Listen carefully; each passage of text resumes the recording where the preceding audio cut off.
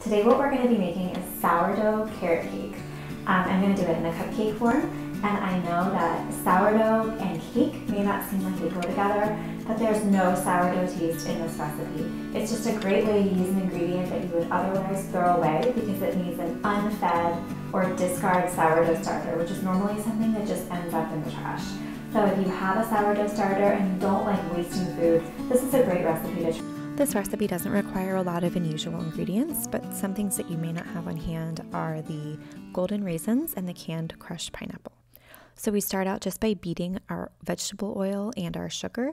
It's 1 3/4 cup of vegetable oil to 2 cups of sugar. It might seem like a lot of sugar, but don't reduce it unless you try it and you do find them overly sweet, because I don't think they're overly sweet at all, even though the sugar seems like a lot. Then you add your eggs one at a time. And then we need to make sure we slow our mixer speed way down.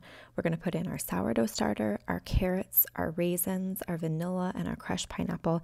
And at this point, we want to make sure that we're not overbeating the ingredients. So that gets folded in gently by your mixer.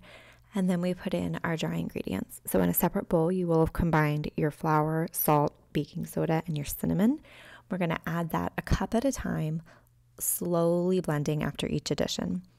And then when the batter is all combined, we give it just another couple seconds to make sure everything is in there.